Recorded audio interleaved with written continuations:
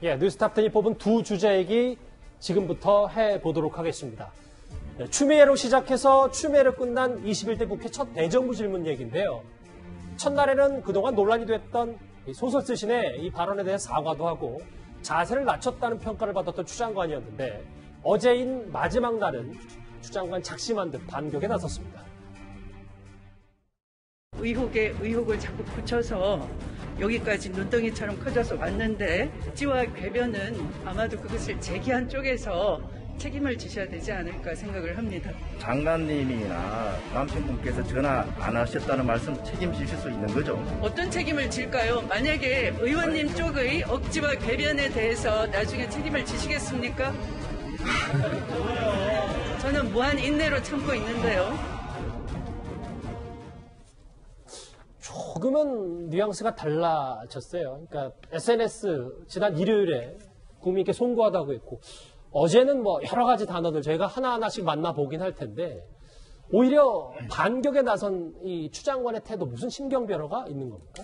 심경 변화라기보다는 저는 전술의 변화가 있다고 봅니다. 사실은 이제 어떤 대정부 질문을 할 때 초기에 첫 번째 등장했던 질문자들 같은 경우는 굉장히 어떤 면에서 보면 이 사건을 주로 다뤄왔던 신원식 의원이라든지 등등 이런 분들이 많이 나섰어요. 자, 그때는 어떤 면에서 보면 이제 좀 동정심, 어머니로서의 어떤 모습 이걸 이제 보여줬더니 이게 어떤 면에서 보면 이제 추미애 장관이 이게 잘못을 인정하는 게 아닌가 이런 쪽으로 이제 많은 언론들이 이제 보도를 했거든요.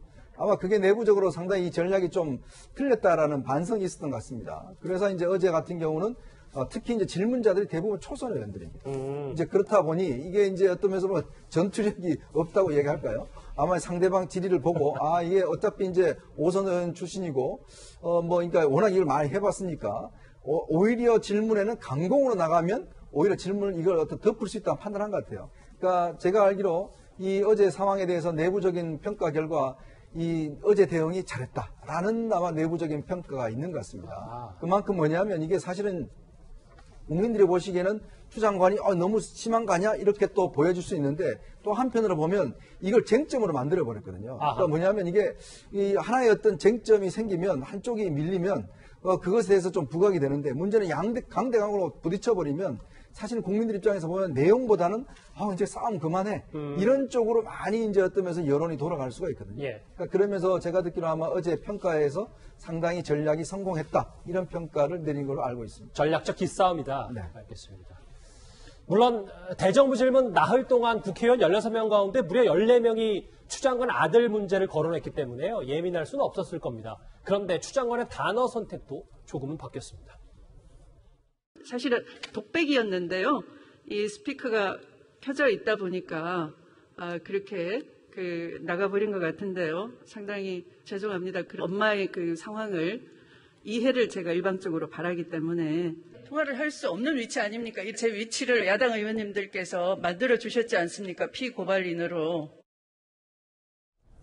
저 얘기를 두고 일각에서는 김건식 교수님 아마 수사 결과 좀 자신이 있다는 추 장관의 속내도 읽혀진다라는 평가도 있는데 수사 결과를 미리 알 수는 없다고 했으니까 알고 하는 것 같지는 않습니다만 확실한 자신감이 있는 것 같아요. 그러니까 어제 특히 대정부 질의 마지막 날 추미애 장관의 답변 태도를 보면 굉장히 당당합니다. 그리고 오히려 호통을 치는 경우도 있고요. 그렇기 때문에 이 검찰 수사 결과가 분명히 내가 말하는 것처럼 아무 잘못과 아무 문제가 없이 깨끗하게 나올 것이다라는 아마 확고한 자신감들이 있는 것 같고 그 자신감이 확증 편향으로 진행이 되는 것 같은데요. 저는 지금 스스로는 추미애 장관이 법무장관이 현직했기 때문에 검찰 수사에 대해서 직접 보고를 받지 않겠다라고 공언한 바가 있기 때문에 그걸 믿고 싶습니다만 정황상 또 의구심이 가는 부분도 있습니다. 저기 화면에 나온 것처럼 지난주 일요일 날 뜬금없이 갑자기 국민 앞에 송구하다라는 그 SNS 글을 올렸습니다. 그러면서 물론 사과는 했지만 잘못은 없다는 식으로 쭉 이야기를 했는데 그 다음에 알려졌습니다만 그 SNS에 국민께 송구하다고 올린 그 일요일 날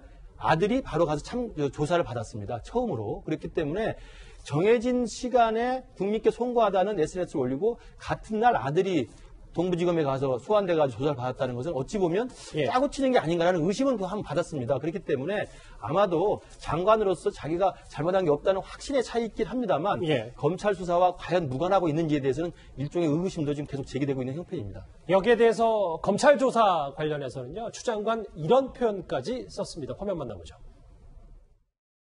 검찰이 소환하면 응하실 겁니까? 그것이 바로 정쟁이고 정치 공세라고 하는 겁니다. 무슨 혐의에 구체적인 근거가 있고 수사에 단서가 있어야 하는 것임에도 불구하고 그것을 노려서 지난 몇 달간 여기까지 끌고 가지 않습니까? 공정은 근거 없는 새치회에서 나오는 것이 아니라는 것을 국민은 잘 알고 계실 겁니다.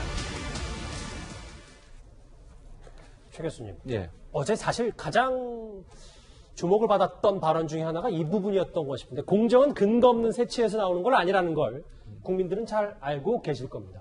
검찰의 소환에 응하실 겁니까? 이거의 답인데 어떻게 평가하십니까? 그러니까 뭐 새치허라는 말이 좀 자극적인 말이긴 하지만 이제 말에서 나온다는 얘기인 것 같아요. 그러니까 공정은 근거 없는 말에서 나오는 것이 아니라는 국민들은 잘 알고 계시다 이런 얘기인 것 같은데 야당에서 의혹을 제기하고 있지만 지금까지 사실 추미애 장관이 직접적으로 연관돼 있다고 하는 결정적 증거는 나온 게 없어요. 그러니까 추미애 장관 입장에서 억울함을 표현하는 방식이라는 생각이 들거든요. 그러니까 만약에 추미애 장관 얘기하는 것이 정말 본인은 어떤 압력도 가한 적이 없다고 하면 그런 불법적 행위를 한 적이 없다고 하면 지금의 상황이 억울하지 않겠어요? 그럼 본인의 입장에 충분히 저는 그렇다고 느낄 수 있다고 봐요. 다만 만약에 본인이 그런 행동을 했음에도 저런 얘기를 한다면 거기에 대한 책임은 본인이 져야 되겠죠.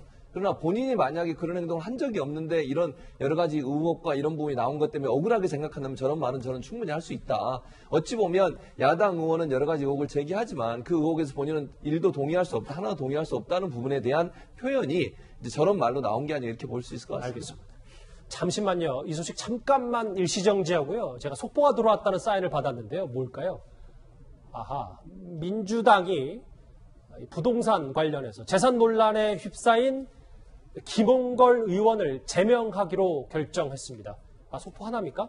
아, 예, 그렇군요. 민주당이 재산 논란에 휩싸인 김홍걸 의원을 제명하기로 결정을 했는데요. 저희가 이 준비된 주제가 있기 때문에요. 이 관련 속보는 잠시 뒤에 김홍걸 의원 관련 소식 때 좀 더 풍성하게 풀어보도록 하겠습니다. 알겠습니다. 다시 좀 원래 저희가 준비한 소식으로 돌아오겠습니다. 추 장관은 그럼에도 불구하고 아마 어제 3일 전에 가장 하고 싶었던 말은 아마 지금부터 들어볼 이 말이 아닌가 싶습니다. 저는 제 아들이 참으로 고맙습니다. 그냥 평범하게 잘 자라주고 엄마의 신분을 내색하지 않고 자기 길을 헤쳐나오고 있고 그냥 아들에게 제가 공인이어서 또 당 대표여서 미안했고 지금도 미안하다라고 생각하고요.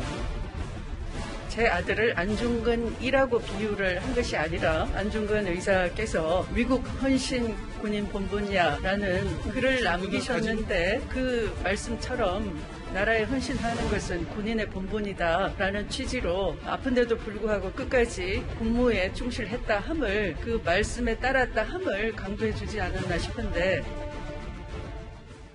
사실 안중근 의사 논란은 이틀 전 얘기인데 아직까지도 좀 여진이 있어서요.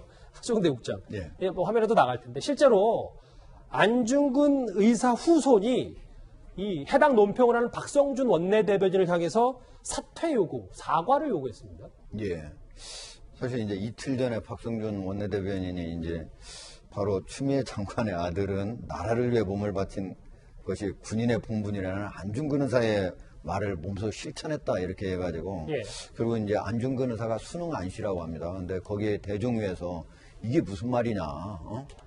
이 안중근 의사는 일제 침략의 원흉 이토 히로부미를 저격해가지고 암살한 사람인데 그렇게 몸을 바쳐서 그래서 젊은 나이에 이제 결국은 세상을 뜬 사람인데 이게 무슨 군대 2015년에 물론 서일병이 2015년에 이제 그 추격 연화증 때문에 수술을 받은 거 왼쪽 무릎 수술 받은 거 맞습니다. 그리고 예. 이제 군대에 있어서 오른쪽 무릎까지 이제 수술을 받은 거 맞는데 그거 가지고 군대를 안 갈 수도 있는데 면제받을 수도 있는데 간 것이기 때문에 안중근 의사하고 비유할 수 있다 이런 얘기였거든요. 그런데 지금 알아보니까 그런 정도의 질병으로는 군대를 면제받을 수 있는 사람이 단 한 사람도 없었고 받을 수도 없다는 게 국방부 해명이거든요. 예.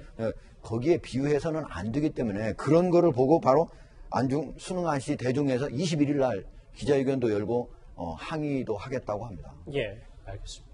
안중근 의사 논란도 있고요. 물론 추 장관의 자세나 태도가 핵심 쟁점은 아닙니다만 그래도 고압적인 태도보다는 뭔가 한 단계 자세를 낮췄으면 어떻겠냐라는 세간의 지적도 있긴 있습니다. 어제 대정부 질문은 끝났고요. 야당의 결정적 한방도 없었다는 게 여의도 정치권의 대체적인 시각입니다. 그런데 오늘도 국민의힘 주호영 원내대표는 이런 공세를 퍼붓습니다. 지원 반장의 면담 기록에 부모님께서 민원을 넣었다 이렇게 기록이 되어 있어요. 저는 민원을 넣은 바가 없고요. 제 남편에게도 민원을 넣은 적이 없다는 것을 확인했습니다. 예. 서일병에게는 딴 부모가 또 있는데 손바닥으로 하늘을 가릴 수는 없고 세치혀와 개변으로 진실을 덮을 수는 없습니다. 지금이라도 추미애 장관이 어떡하다면 자신 있다면 특임검사나 특별수사관이 아니면 국회에 특별검사 신청이라도 하셔서 그렇게 밝혀야지 자기 사건을 셀프로 자기가 결정하는 일은 있어서는 안 되겠습니다. 김근식 교수님. 네. 또 하나의 쟁점 중 하나가 이 부분이잖아요. 이거 짧게만 짚어보면 저도 남편도 국방부에 청탁석 전화한 적 없다라는 건데 분명히 저희가 국방부 기록에는 그런 내용이 부부 중에 누군가는 전화했다. 이 내용이 있는데 이게 좀 그럼 사실관계가 부딪히니까 이것도 검찰이 좀 봐야 되는 거죠. 저 부분도 정말 미스터리인데요. 그러니까 지원 반장의 면담 기록에 분명히 부모님으로부터 민원 전화가 왔다고 이렇게 돼 있지 않습니까? 네. 그래서 사실은 며칠 전에 동부지검에서도 뒤늦게 국방부를 압수수색해서 그 서버에 남아있는 녹취 파일을 지금 확보했다는 거 아니겠습니까? 그렇다고 한다면 사실은 진실이 그 안에 들어있을 텐데요. 누군가가 분명히 전화를 했으면 기록에 남게 돼 있고 녹음이 돼 있기 때문에 추미애 장관 본인이 했는지 아니면 남편분이 했는지 아니면 제3의 인물이 했는지에 대해서는 아마 실체가 드러날 거라고 생각이 듭니다. 예. 그런데 지금 현재까지는 추미애 장관은 나도 한 적이 없고 남편이 한 적이 없다라고 계속 주장을 하고 있기 때문에 예. 이 명백한 미스터리 상황에서 당연히 야당의 원내대표인 주호영 대표는 그러면 다른 부모가 있냐고 지금 좀 비아냥거리고 있는 거고요. 예. 그다음에 또 혹자는 이게 무슨 귀신이 전화를 했나라고 이야기가 되는 건데 저도 곰곰이 좀 그 부분을 좀 생각을 해봤습니다. 근데 제 생각에는 그 면담 기록을 작성한 지원 반장이 예.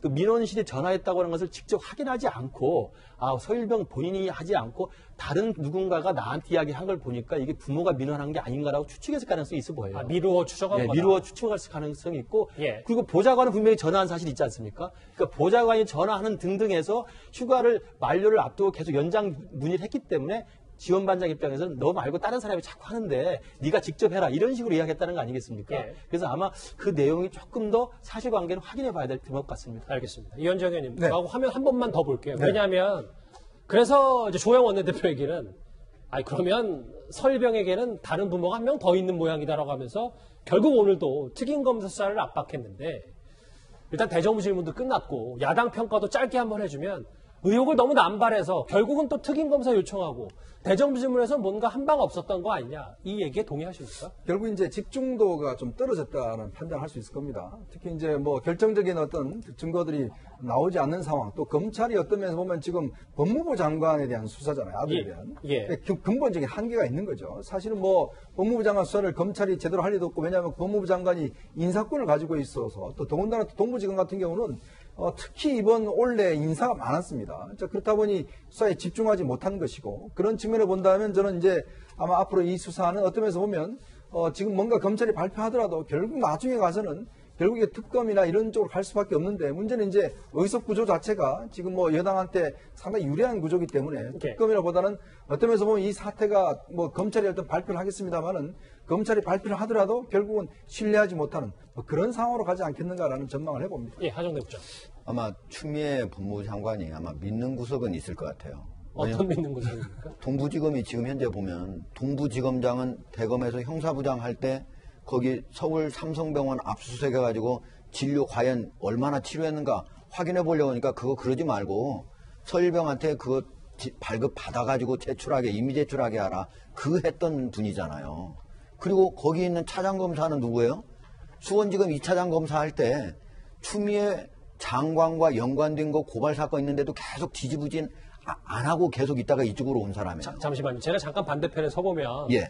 이렇게까지 전국민적 관심, 눈과 귀를 잡고 있는데 동부지검이 수사 대충 하겠습니까? 지금 그러니까 그런 이제 그거를 내가 설명을 할게요. 그러니까 지금 검사장 그렇죠, 차장검사 그렇죠. 부장은 누구예요?